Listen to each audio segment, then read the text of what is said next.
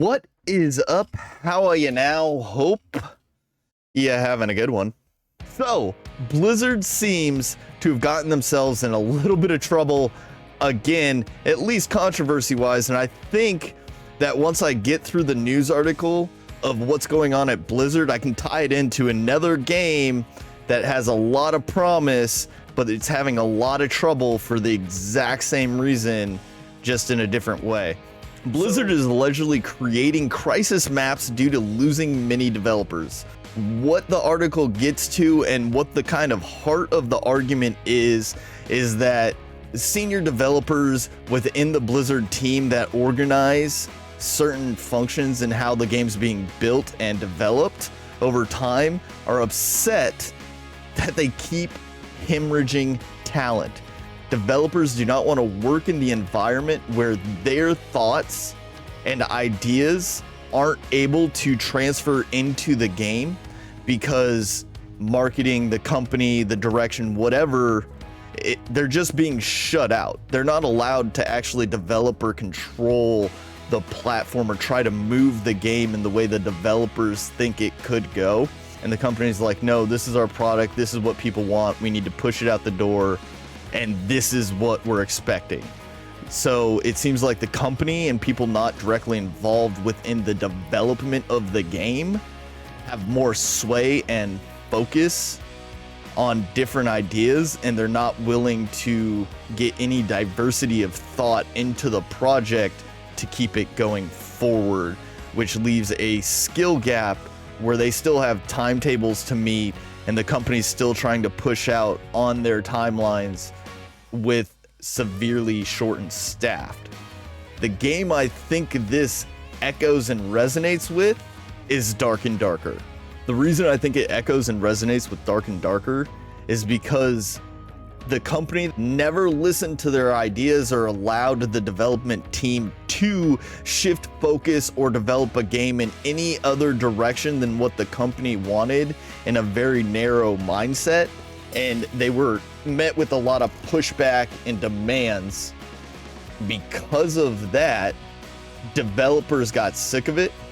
They said they're done, and they walked out and they made their own game. And Dark and Darker is a really good game, but Nexon feels as though they were slighted, and ideas that were developed in their think tank of an operation during development of a different game is why the developers at Iron Mace were able to build so quickly, where the question becomes, are developers allowed to talk about ideas and try to develop a game, and when the company says that's not the direction we're going, are they allowed to just walk off and take everything they talked about or tried to work towards at that company to do something different? Most companies have contracts in place that you cannot create a similar game or use sources, code, materials, models, story, or a certain amount of time, a continuous NDA or IP protection. If they don't have that in place, then it's on them. The standard non-compete.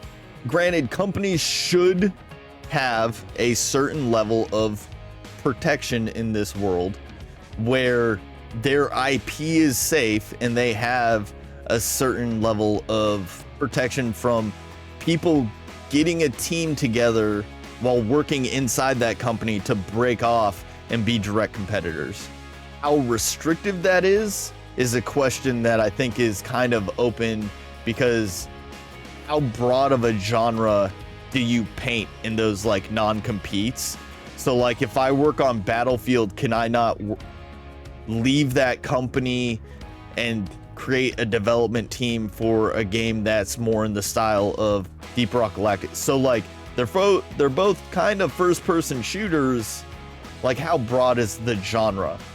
I believe that non-competes should exist to protect IP, but if developers or the big companies refuse to listen to developers to help them create a game that they're really proud of and excited about, then you can't be surprised when those developers leave. Whether they work on something else, whether they try to start up something else, and how closely that's related, that's kind of an issue that's up in the air and open for debate. Blizzard has this exact same problem right now. I mean, Blizzard's had its fair share of controversy over the last couple years, but this one seems like it's an internal struggle that the company has to change the way it thinks and operates with its developers in order to create an environment that produces the highest quality product, because those developers are the ones that are playing and developing the world and arena. So if they have ideas that they think can drive the game into the future, if the company's not willing to listen, it's going to hurt the overall product because you're stifling the creativity of those artists and what they aim to do in the future. It's a problem, and I don't think it's unique to Blizzard. It's just Blizzard is the one that got the article right now because some developers decided to get out in the land of Twitter and put their grievances out to the public. So Blizzard catches the flack right now. But I think by and large, these bigger studios that do multiple projects and control multiple game IPs, it's an overarching theme that is probably more common in the entire game development world than this article lets on. And subscribe, do this stuff. You want all that? All of that. Hey there, it's Skeg Froggy. Thanks for watching the video. And if you enjoyed it, please let me know in the comments below. Don't forget to hit the like and subscribe button and follow me here on Twitch for more awesome content. Link is in the description.